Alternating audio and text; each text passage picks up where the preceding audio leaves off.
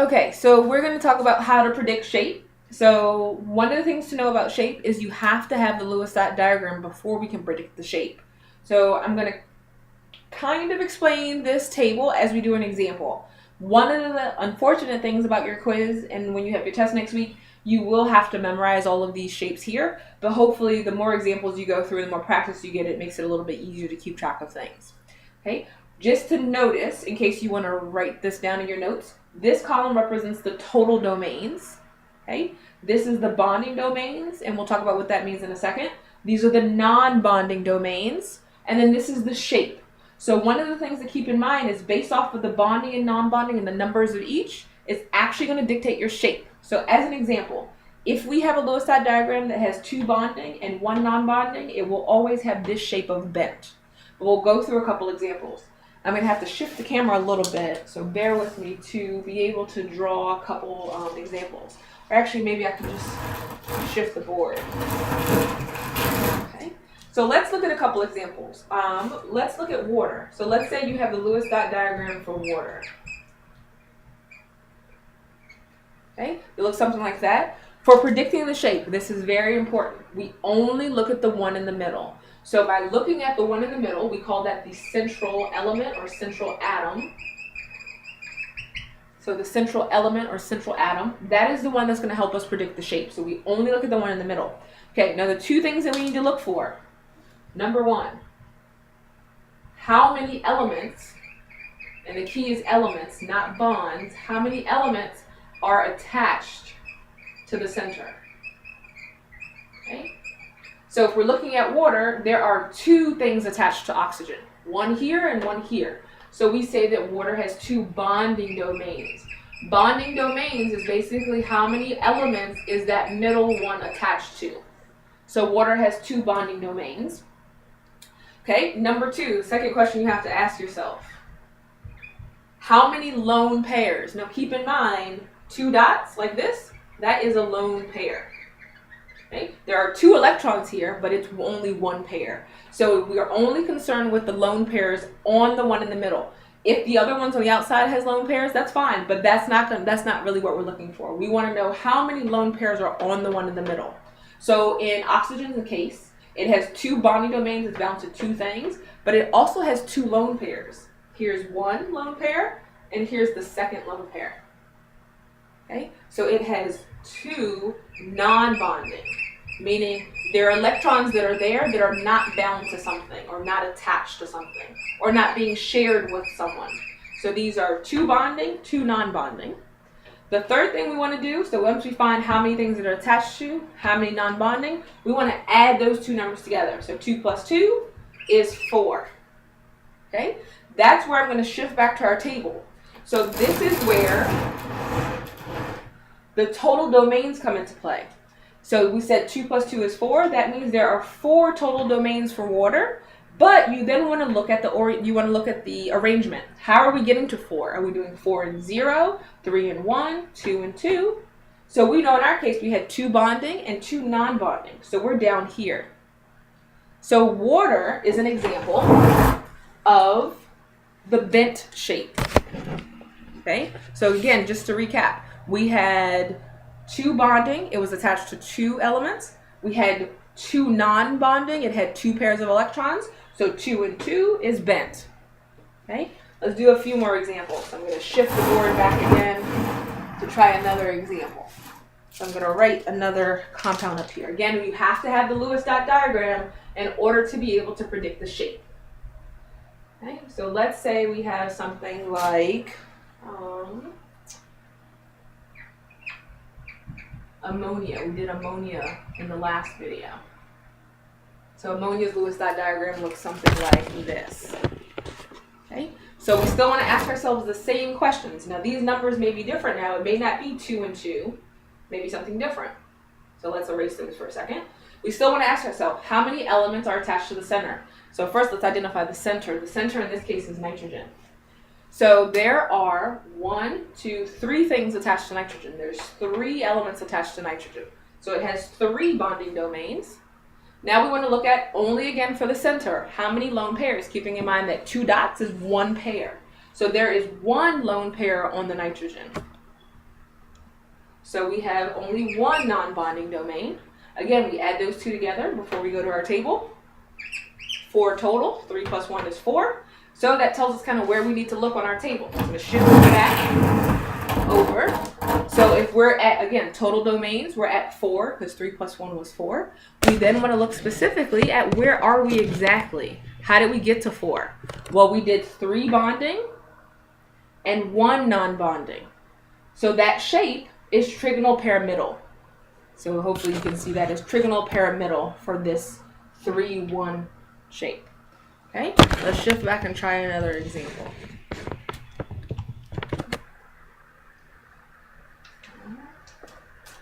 Let me erase this.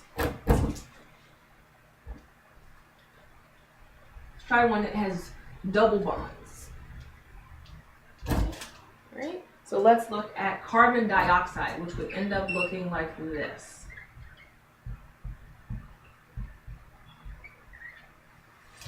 Okay.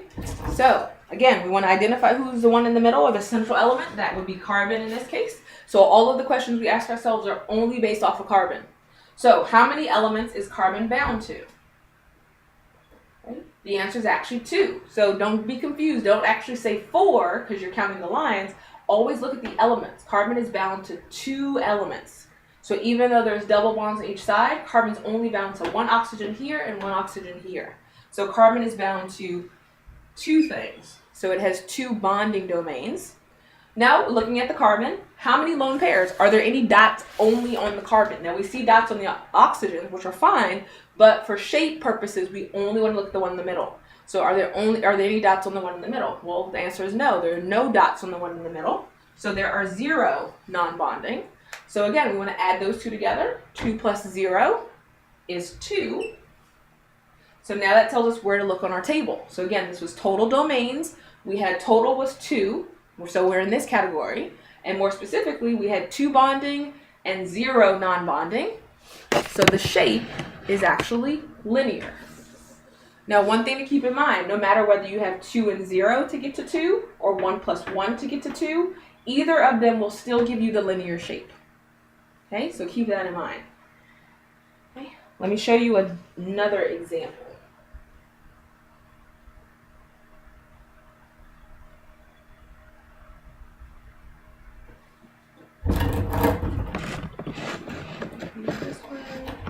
Okay, so let me erase these numbers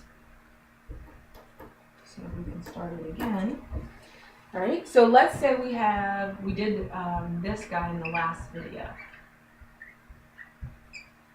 Okay. So don't be alarmed. Anything that has brackets, that does not change the shape. Remember, we just said we put brackets on there just to keep track, to let someone know that we did this arrangement with an extra electron. Okay.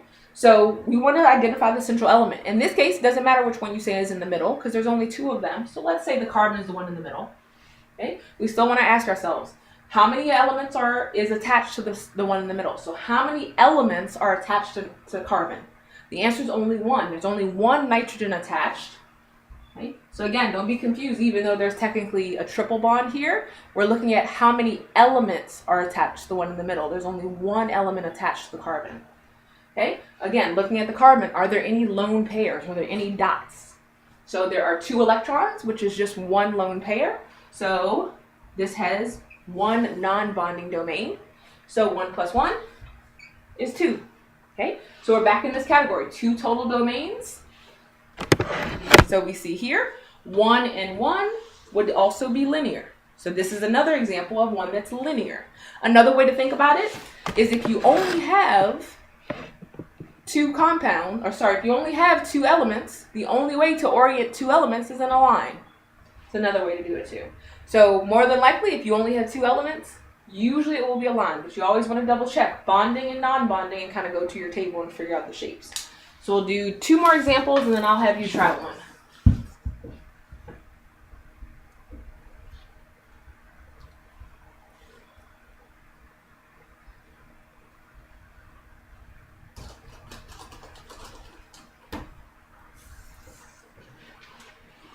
So let's say we have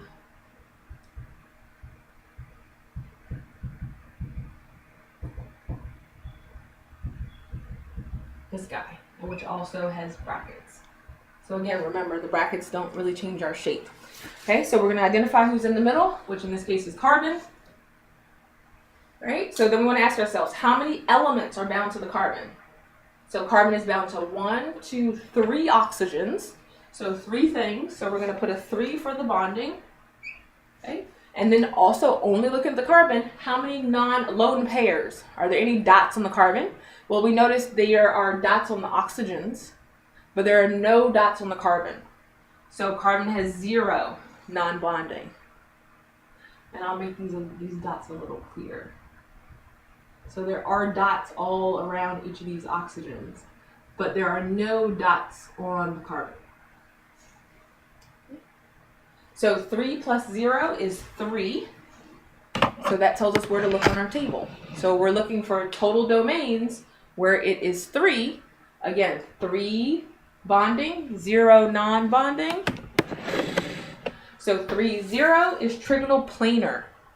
So that shape is trigonal planar. Do one more example. You kind of get the hang of it. Is once you have the Lewis dot diagram, you want to only look at the one in the middle, figure out how many elements it's attached to, how many lone pairs.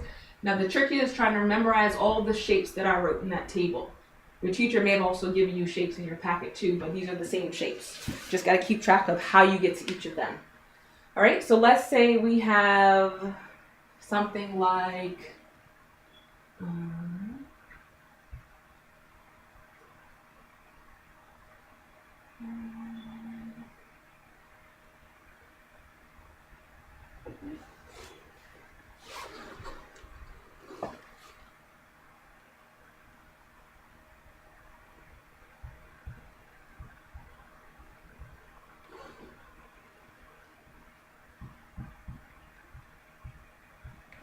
so let's say this is the shape you end up with for some particular compound. All right, so let's predict the shape for that one. Erase these. Okay. All right, so the key is we got to identify the one that's in the center, which is this guy here, that carbon. Okay, so how many elements is carbon attached to? It's attached to 1, 2, so 2 elements it's attached to. So 2 bonding domains. And then any lone pairs. So again, only lone pairs on the one in the middle. In this case, there is 1 lone pair. So 2 dots, but that's 1 pair. So 1 lone pair on the carbon. So there's 1 non-bonding there. So we're going to add those 2 together. 2 plus 1 is 3. So in this case, we want to go back to our table. We have 3 total domains, and we had it in the orientation of 2 and 1.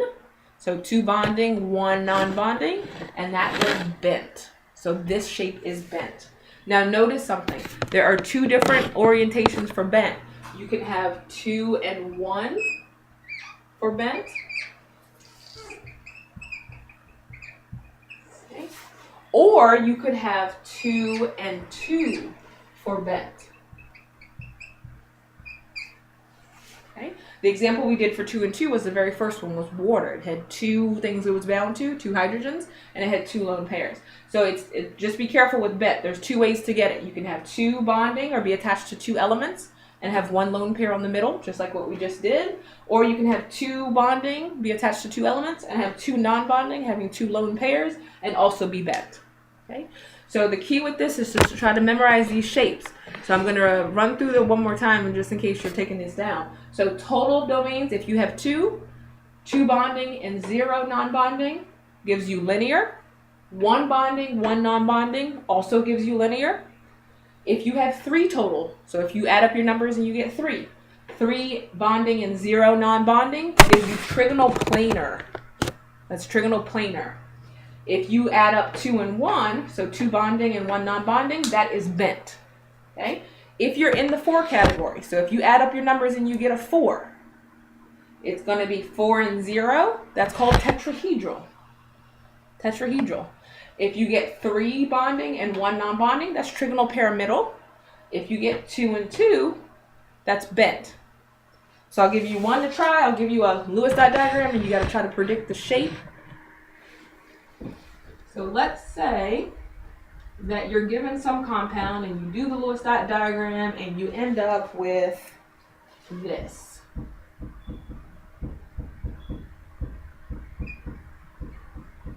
So this carbon with 4 hydrogens around it. There you go. Carbon with 4 hydrogens around it. So what would the shape be for this one? So in this case, carbon is the one in the middle. Carbon is the central element. That carbon is bound to 1, 2, 3, 4 different things. So it has 4 bonding domains. There are no dots on carbon. So 0 non-bonding. So we know 4 plus 0 is 4. Okay, so if we go back to our table, there are 4 total domains. We are in this category 4 bonding and 0 non-bonding. So that is example of tetrahedral. So that shape is tetrahedral. Okay, one last thing to note, and I'll write this here so you can also include these in your notes if you don't already have them. Once you know the shape, these shapes have something called bond angles, and that's just the angle in between the elements. So if we switch here for a second, looking at this example, the angle, if like in real life in a 3-dimensional model, the angle between these two is the bond angle. Just like the angle between these two would be the bond angle. This is an example of a tetrahedral shape. Tetrahedrals all have their elements 109.5 degrees apart from each other. Okay, so I'm going to shift back to my table. Once you know the shape, these shapes all have certain bond angles associated with them. So you will also have to memorize the bond angles. So if you have a shape that's linear, that means all of those elements are 180 degrees apart from each other. Trigonal planar, if you end up with a shape that's trigonal planar, that bond angle is 120. So if you end up with trigonal planar, it's 120 degrees in between elements. Okay? If you end up with this bent, where it's 2 bonding and 1 non-bonding, then it's a little bit less than 120. So maybe like 118, 119. Okay? If you end up in the 4 category, so for tetrahedral, like we just did, those are 109.5 degrees apart. 109.5 degrees apart if you are 4 and 0 for tetrahedral. If you are 3 and 1 for trigonal pyramidal, that bond angle is 107. Okay? If you are 2 and 2, your bond angle, which is bent, so 2 and 2 for bent, is 104.5. So one thing that you notice, as you start having non-bonding, as you start adding electrons that are not attached to things, the bond angle starts to decrease. And that's because you can think of these non-bonding, like these free electrons, as like unruly children that want to just run around. So if you don't have those electrons attached to something, they can spread out and run around and they squish everything else closer together. So those other elements get squished closer together. So just keep in mind, once you know the shapes, those bond angles go with it. So anything that's linear will always have 180 degrees. Anything that's trigonal pyramidal will always be at 107 degrees apart from each other. If you have any questions, feel free for this part. Feel free to also call or email me. I'll write my number again and my email address. I'll try to, text is usually a little bit better for me if you do use my telephone number, which is 240-838-4223. Okay? Or email me at csi3943@gmail.com. So that's CSI, like the show, 3943 at gmail.com. Hopefully this was helpful.